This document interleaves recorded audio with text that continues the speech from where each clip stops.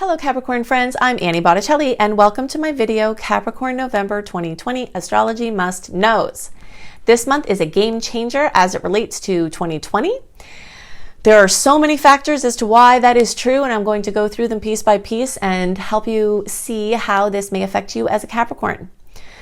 The first thing we need to know is that the spree of personal planet retrogrades, Mercury, Venus, Mars, that have been bringing us inward and backward over and over again throughout the whole year, causing delays, causing introspection, causing some stagnation. All of that is going to start to shift this month. When Mercury completes its last retrograde of the year, November 3rd, that's also an election day, so that's going to be crazy. But in the longer term, even though there are very likely going to be issues with the election and things being contested and confusion and changes to things that people thought were happening, for you as the individual, as that energy starts to clear, the Mercury moving direct is something really to celebrate. All of the layers of things we're going to discuss that are relevant this month are all building towards the same story, and the same story is more clarity, momentum, drive, motivation, things moving forward finally, all brewing with every day we get towards the end of the month. And that's especially true starting around the 14th through the end of the month and beyond. We're stepping into what is going to be the best window for launches, momentum, forward movement, new things, cracking out of stagnation, things opening up, than we've had for a very long time, okay? Because this year has not been great for that. But now towards the end of November, December, and the beginning of January, we're really starting to move things forward. And for Capricorn specifically, career and work things are really going to wake up for you in a big way. And again, like every day we move into November, you might see it waking more. Anything having to do with career or relocation for a career, especially if it's something international. International things are really lit up very strongly for Capricorns at this time, with Venus moving through the 9th house of the international scene. Anything having to do with studying, programs, your oomph for studying, your oomph for school, teaching, your own teaching, like you as a teacher, or anything having to do with education, immigration, international travel, all of those things you might start waking up at this time. There are lots of layers for this. Again, Venus moving through the 9th house, Mercury moving direct, Mars moving direct. And specifically for Capricorns, there looks like a lot of energy around travel for work or moving because of work, okay? So there are going to be quite a few Capricorns that are in that division. And if you've been kind of like hanging out, not knowing what's going on, you're very likely to start to see things happen. And you may actually move at the end of this month, move into December, move into January. This is going to be a big deal. Now, for those of you who are staying put, you are going to notice any of your house projects that were put on hold because you couldn't get workers to show up because the retrograde was making everybody lazier than usual. Your real estate and home projects are likely going to start waking up too, because that 4th house is going to really be accentuated for Capricorn placements with this forward moving Mars. This also can have to do with like buying a house, selling a house. And this could be a great time for that. The beginning of the month is not great for contracts because, again, that uncertainty and the Mercury retrograde and, Mars isn't direct yet. But as the month progresses, you'll get more clarity on contracts that were already in process. They might dissolve, but if they do, a better one will likely come. And if you haven't gotten a contract either for sale of something or for purchasing something, and you're trying, then the odds increase as the month moves on. Renting out a house that you have, doing Airbnb, somebody moving in, somebody moving out, a new roommate, changes to your roommate situation. All of that are more likely to actually proceed at this time. Okay, so let's talk about this whole Jupiter-Pluto storyline. When Jupiter and Pluto connect in the heavens, it's a really big deal because it doesn't happen very often. And the last time it happened before this year, the cycle of this year, was around 2008. Now, Probably remember one of the big things that happened in 2008 was the subprime, lending market collapsed, and it threw the world finances into turmoil. A lot of people were affected by what went on with those systems being tested. So now this year, April 4th, June 30th, and now the last pass on November 12th, Jupiter and Pluto got together again, and we saw some similar things with some added things that we had to deal with this time that we weren't dealing with last time. But all of the markets and systems were being tested. Some of them were being blown up, and now is the process where the ones that have been started to be building anew are going to really gain traction. So notable things might occur along those lines in the days around November 12th, but since this is like such a heavy hitter aspect, it's really most of November that the energy of this one aspect is taking place. So I'm hoping that since this is the final chapter, that we'll start to see more resolutions, but there could be some more conflicts or kind of like hits within in certain situations as part of moving into the next evolution of the storyline. And this is going to echo from the individual out to the community, out to the nation, out to the globe, the international connections, just as we've seen for this whole year. Your own personal systems, your own personal ways of doing things, karma. That if you haven't been paying attention to how karma has been clearing up, then wow, if you look at it, you will really see it is true. So many people have seen things that were problems for them for their whole lives evaporate and cease to exist as issues in the midst of the madness going on in the world. There's so much karmic clear up going on right now, and that's part of the world shifts as well. So this is opening us up into a huge new experience. And as I've been talking about for Capricorns, it's been a very difficult time in many recent years for Capricorns because Pluto, Jupiter, and Saturn have been moving through your sign, which means they've been moving along your Capricorn placements and creating massive change, in some cases strife, heaviness, responsibility, difficulty. But now this is the last time this month, and just right at the beginning of December is when Jupiter is going to be done with Capricorn. Saturn's going to be done with Capricorn. It's going to move into Aquarius, which means they're going to stop harassing your placements. Okay, so that's definitely something to celebrate. Those of you at the very end of the sign, you still have your final passes, and I'm there with you. I have a planet at 29 degrees of Capricorn, which has been a critical placement this year, and it's been very intense.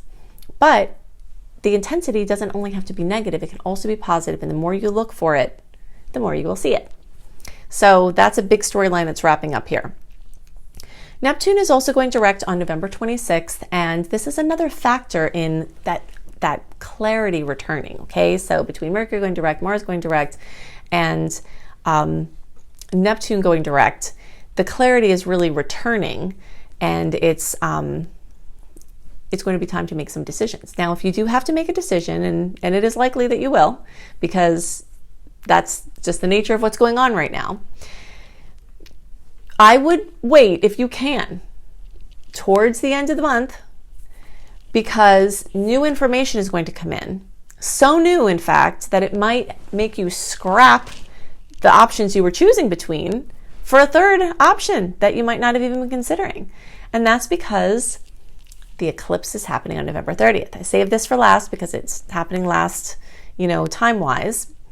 It's the first of two eclipses, the second being on December 14th. And this is going to bring a lot of change. It's going to bring a lot of trajectory switches, and it can bring a lot of intensity, major goodbyes, major hellos, dramatic endings, brilliant new beginnings are all in this eclipse time. So anything you think you're clear about earlier in the month, that may really change. Okay, so just kind of wait for these things to develop. Now, eclipses can bring their news even 6 to 8 weeks before the actual eclipse, which puts all of October and all of November into manifestation, and even after, into manifestation of what's going to happen for you in this eclipse. But there is a special intensity the 2 weeks before and 2 weeks after an eclipse. So, you know, we're really, really in eclipse season in a big way at this time. You will feel the tensions, you will feel the nervousness, you'll feel some anxiety. I always suggest the emotional freedom technique, EFT. Look it up online. For anxiety, if you just search for EFT for anxiety, it's a tool that can help you to get out of the fight or flight that tends to be brought upon by these intense aspects. You know, eclipses are lunar experiences and are related to the lunar cycle. And anything related to the lunar cycle always brings this high emotion and really, really, really notably affects us. All of the planets affect us. But the things closest to us, the heavenly bodies closest to us, it's easier to see the profound effects. And these eclipses fall under that. So you will notice, you know, things really vibrating very quickly. And as slow and as backward as things might have been this year, things are going to turn around really fast and might start speeding ahead at a pace that you might not quite feel ready for. So I just want to kind of prepare you for that as well, because we've kind of grown accustomed to like what I would call like Southern living, you know, down here in the South where I spend most of my time. There's this, you know, a slowness that has, you know, is part of the cultural experience of like enjoying life and moving more slowly and not, you know, fast forwarding ahead to everything. And so the world has had kind of an experience of Southern living, whether they've wanted it or not. And there's quite a lot to enjoy in it. But if you have a very rapid like switch from that into like New York City pace, which is kind of what's going to be happening, then, you know, it's a little bit of an adjustment. So I just kind of want to give you a heads up there that that's going to happen. Okay, so the last thing I want to do is talk about where this eclipse is likely to occur for you and point out some of the resources I've created to help you. All Capricorn placements are going to have the energy of eclipse in Gemini, okay? And every placement is going to have this because that's the sign that the eclipse is in. So this is going to bring a continuation to the storylines that started in the middle of this year that have to do with the gathering of and the sharing of information, the education and transportation topics, anything having to do with mobility, and anything having to do with the devices or modes of transportation or modes of communication that we have. So that means we have to be extra careful driving, okay, also. But to get like a lot of information about what you can expect, what I have seen manifest over doing thousands of readings over the past 2 decades, look for my video, search for Annie Botticelli, Eclipses in Gemini. Okay, you can find it on my playlist. I have an eclipse playlist, or you can just search for it in YouTube or search for it wherever. But the Eclipse in Gemini video is going to be helpful for all of you to understand how, from the sign perspective, it could manifest. Now, from the house perspective, that is going to shift a little bit depending on your placement. So December-born Capricorns, you might feel this energy in the 6th house. I'll explain what that means in a second. But you could also experience it with everybody else in the Capricorn spectrum in the 5th house. Okay, so you have 2 houses of possible manifestation. December born. Everybody else is going to be in the 5th house. Okay, so for December born, the topic of health, of office dynamics, of your daily schedule, your pets, those are areas that are going to be highlighted with dramatic endings, brilliant beginnings, you know, notable things going on. To get more information about how I've seen this manifest, look for my video, Eclipses in Virgo or 6th house. Okay, and Annie Botticelli, Eclipses in Virgo, 6th house. And that will give you all of the ways that I've seen those eclipses manifest. So you can kind of be looking out for that. And remember, they do sometimes come much earlier than the actual eclipse, which is November 30th. Now, for all of Capricorn placements, you have the chance, well, the January-born Capricorns, you're definitely getting this in the 5th house, but the early ones, you have a chance to experience it in the 5th house. So this has to do with children, romantic relationships, hobbies, addictions. So basically things that are fun for you that you may take to excess, acting, fashion, anything that places you out in front of people. athleticism, you know, any of these types of creative expressions, creative projects are the areas, you know. So in the children's sector, it could be your own children or working with children or something, a notable child experience. But again, I have a lot more details. If you look for the video, eclipses in 5th house or Leo. All right, and again, you can go to my homepage, Annie Botticelli, look at the playlist tab and look for the whole eclipse playlist. And then all of you will look for eclipses in Gemini. All of you will look for eclipses in Leo. And then the December born will look for eclipses in Virgo. And that will get you good and ready to see the full gamut of potentials that you might see with these eclipses. Okay, so if you want even more information about what this month may bring for you, you definitely want to have my write-up that I do for my email community, which you can get at anniehelpsyou.com. Any of the links for free resources I'm about to give you are also going to be in the notes underneath this video. If you click on the more and the arrow button underneath the video, it will reveal text, and that will include the links that I'm referring to. So at anniehelpsyou.com, you sign up for my free email newsletter. You get my 28-day virtual coaching program called Shine for free.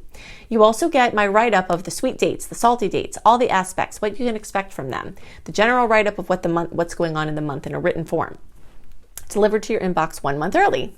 Okay, that's another gift I give my email community at anniehelpsyou.com.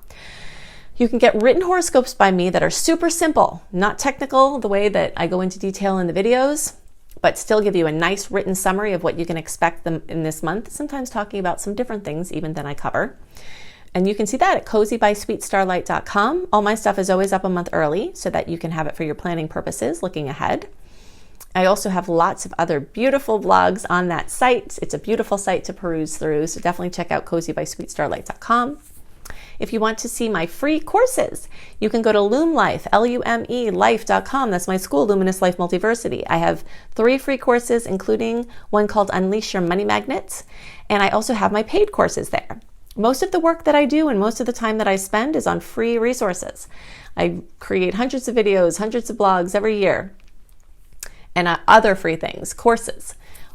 And I have a few paid things, and you can see those at my school as well, including my Becoming a Professional Astrologer Mastery course. If you like how I teach and you want to learn either to be a professional astrologer, work it into something you're already doing, or for your own self-development to help your friends and family, you will love this course. It is just module after module of layer after layer of going deeper into different facets of astrology in a stepwise approach that builds up to help you to do readings however you want to do it.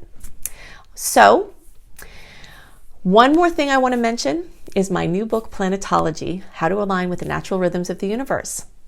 This has been available for pre-order since March, but December, the beginning of December, is when it will actually be out. So now we're here in November and it's getting close. I suggest you pre-order it. Amazon even has a special price that they are giving. It's going to be much more than they're offering it for right now. I don't even know why they're doing that, because I know that the publisher didn't set it up that way. But pre-ordering it will give you a discount on it. And it will have an audio version, and it will have, which I suggest you get the audio version and the print version, because the print version is to be a beautiful hardcover reference book to help you align with the natural rhythms of the universe, including becoming a retrograde phase master of Mercury and Venus and Mars. They're calling it a landmark book because it goes into things that just have not been brought into the mainstream. So you can check that out at any bookseller. It's all over the place. You can see it on Amazon, Planetology, Annie Botticelli. I hope you have a wonderful month, and I'll see you next month. Bye.